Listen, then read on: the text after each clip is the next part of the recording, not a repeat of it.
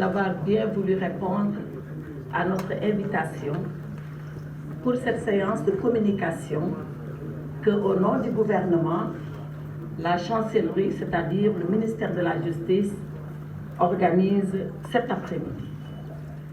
Cet après-midi, nous le faisons avec l'ensemble de nos services. Et vous l'avez constaté, sont avec moi ici présents Monsieur le ministre en charge de la promotion de la bonne gouvernance et des droits humains, le ministre El Hadj Momar Samb. Également m'accompagne au cours de cet exercice que nous avons tous préparé ensemble, tous les services du ministère, le secrétaire général, le directeur de cabinet, les directeurs au ministère, mais surtout les procureurs de Dakar. Et je voudrais signaler ici, pour les remercier, la présence de Monsieur le procureur général près la Cour d'appel de Dakar, de Monsieur le procureur près le tribunal de grande instance de Dakar et de Monsieur le délégué du procureur près le tribunal de Pikine. Voilà donc les personnalités qui m'ont aidé à préparer cette conférence de presse que nous vous destinons pour apporter le maximum d'éclairage, tant que cela est possible, à l'endroit de l'opinion sur l'activité judiciaire de ces derniers jours. Et c'est une activité, vous le savez, qui est très fournie. Voilà donc le prétexte qui sert à cette conférence de presse. Qu'avons-nous fait ces derniers jours au plan judiciaire qui a justifié autant de commentaires, autant de prises de position, peut-être autant de malentendus volontaires que nous voulons, par cet exercice, éclaircir. Et je tiens à le dire parce que depuis mon arrivée à la tête du ministère de la Justice, de par la confiance de son Excellence Macky Sall, président de la République, c'est bien la première fois que je me livre à cet exercice. Alors, je vous demanderai votre clémence. Peut-être que je ne répondrai pas à tout, même si j'en ai envie. En tout cas, retenez ce qu'il y a de mieux dans mes propos. Et si par mégarde, il m'arrivait de dire des choses qui ne seraient pas peut-être tout à fait convenables à vos yeux, vous m'en excuserez à l'avance. Donc, voilà ce qui sert de prétexte à cette conférence. Maintenant, quel est le contexte, une fois le prétexte dit? Le contexte, c'est qu'ici au Sénégal, nous sommes dans un moment politique très intense.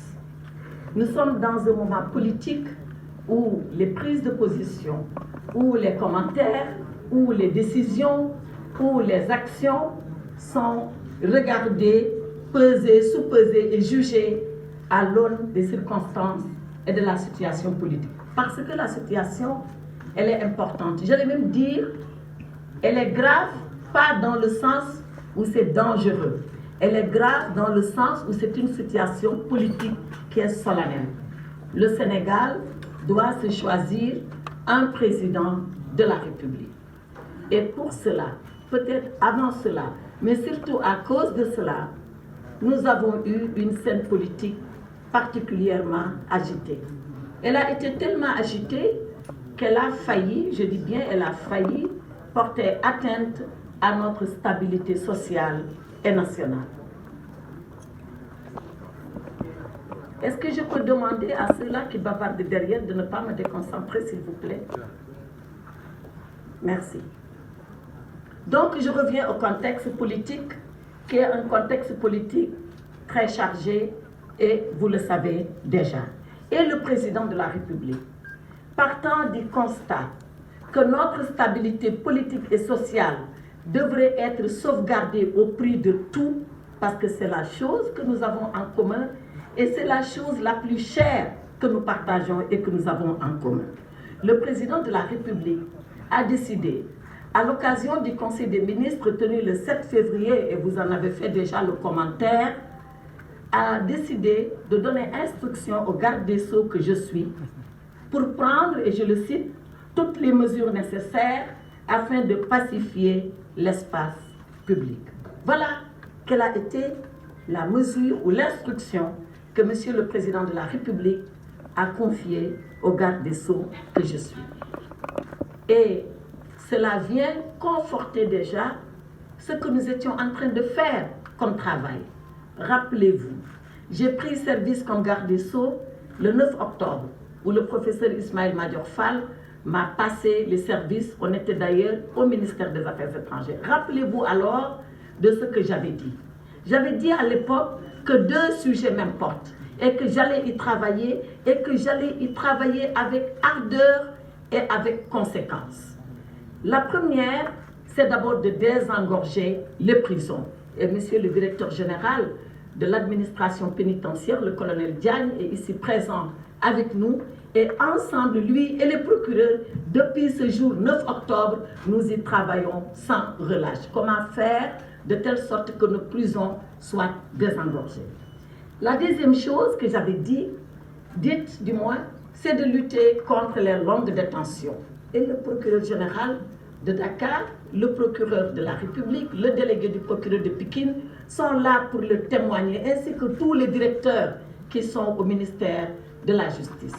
Pour rappel, et vous étiez là encore, au mois de décembre, le 21 décembre, nous avons tenu ici à Dakar la conférence nationale des parquets où tous les procureurs du Sénégal, et je profite de cette occasion pour saluer et renouveler ma confiance à l'ensemble des parquetiers du Sénégal, tous les procureurs généraux, celui de Dakar qui est ici présent, mais également celui de Kaolack, celui de Saint-Louis, celui de Tambacounda, celui de Saint-Louis, je l'ai dit, Tambacounda, celui de Ziguinchor, de les saluer tous et de les féliciter ensemble avec leurs procureurs pour le travail remarquable qu'ils sont en train de faire dans l'application de la politique pénale telle qu'elle a été définie par le chef de l'État. Donc, je reviens à cette conférence nationale de tous les procureurs du Sénégal, dont le thème, rappelez-vous, était les longues détentions, la lutte contre les longues détentions. C'est pour vous dire, mesdames et messieurs les journalistes, que ce que le président de la République nous a demandé de faire dans une adresse solennelle à l'occasion du Conseil des ministres du 7 février, nous étions déjà en train de le faire et nous avions déjà commencé à le faire. Depuis le 9 octobre, ensuite le 21 décembre et enfin le 7 février venant de Monsieur le Président de la République. Et depuis lors, bien avant ces libérations auxquelles vous avez assisté ces dernières heures, depuis lors, nombre de nos compatriotes ont été libérés. Il se trouve que cette libération, peut-être, ou ces libérations ont été beaucoup plus massives. Mais depuis lors, nous sommes sur cette cadence de libérer les Sénégalais en donnant des conditions beaucoup plus douces que la détention, c'est-à-dire le contrôle judiciaire, la mise en liberté provisoire, le port du bracelet électronique et les libérations conditionnelles s'il se trouvait qu'ils étaient déjà condamnés et qu'ils étaient en train de subir la peine de prison qui leur avait été infligée par le juge. Donc c'est pour vous dire que la volonté d'apaiser l'espace public est une ancienne volonté. Elle date d'avant octobre, mais surtout octobre. Elle date surtout de novembre, quand les parquetiers ont décidé de cela autour de moi et autour du ministre El Hadj Momar Samb, mais elle date enfin de façon beaucoup plus solennelle par cette décision de Monsieur le Président de la République lors du Conseil des ministres du 7 février. Donc, je vous ai donné le prétexte, je vous ai décrit le contexte, maintenant je vais vous lire le texte. Comment tout cela se fait? C'est ça le texte.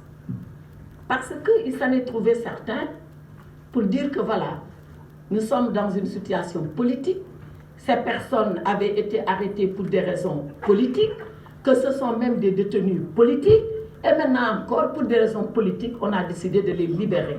Cela est faux. Cela est complètement faux. Et je m'inscris en faux contre ces assertions.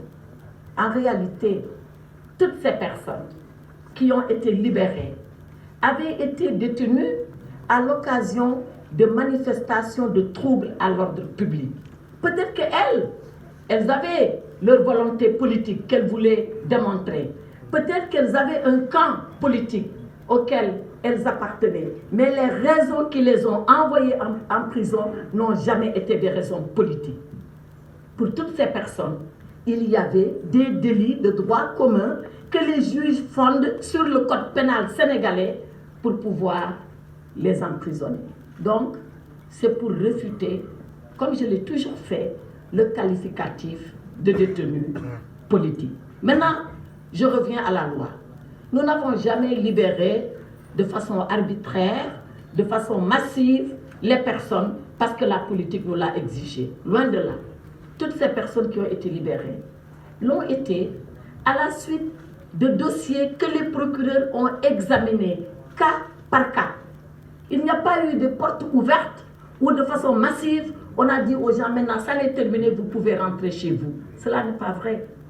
Chaque dossier a été étudié. Les procureurs ont dit ils ont étudié le profil pénal de la personne. Ils ont pesé la gravité des actes qui ont conduit cette personne en prison. Et ils se sont dit, pour cette personne-là, oui, je pense que pour aller dans le sens de l'apaisement souhaité par le président, nous pensons qu'elle mérite d'être libérée.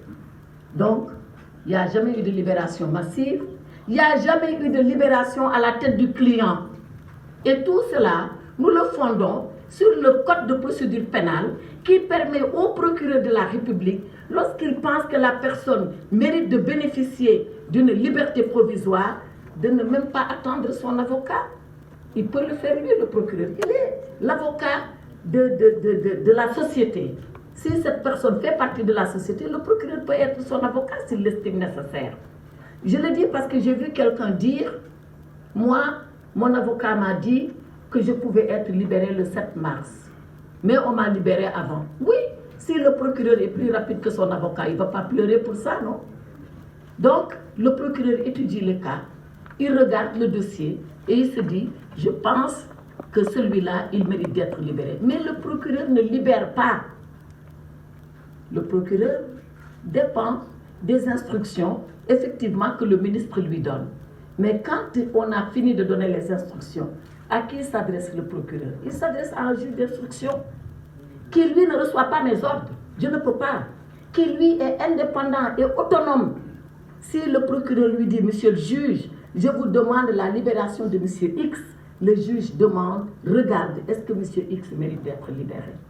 S'il mérite d'être libéré, alors il le libère. S'il ne mérite pas d'être libéré, il dit au procureur, je refuse la demande que vous m'avez adressée. Ce monsieur restera en prison, malgré que vous, procureur, vous l'avez demandé. Voilà comment marche la loi pénale au Sénégal. Et rien de ce qui a été fait pendant ces jours n'est venu en contravention de la loi pénale. Tout a été mis dans le cadre de la loi. Apaisement, oui, mais apaisement en respectant nos procédures, en respectant nos lois, parce que le Sénégal est un État de droit et est un État qui marche selon la loi et qui lui-même est sous le coup de la loi. Donc, comme j'ai refuté les arrestations arbitraires, je voudrais de la même hauteur refuter les libérations arbitraires. Il n'y a pas de libération arbitraire. Chaque libération est justifiée. Et nous pouvons le faire pour autant que vous le souhaitez. J'ai aussi entendu dire, oui, seules les personnes illustres ont été libérées. On a laissé les anonymes. Une autre affirmation que je voudrais réfuter parmi les gens qui ont été libérés. C'est vrai, il y a ceux-là qui sont connus. Et d'ailleurs, c'est pour ceux-là qui sont connus la plupart du temps qu'on parle. Mais il y a beaucoup d'anonymes, parce qu'on ne fait pas le distinguo entre une soi-disant vedette, une personne connue et une non connue. La seule chose qui nous importe, c'est les éléments objectifs figurant au dossier qui méritent que la personne soit libérée.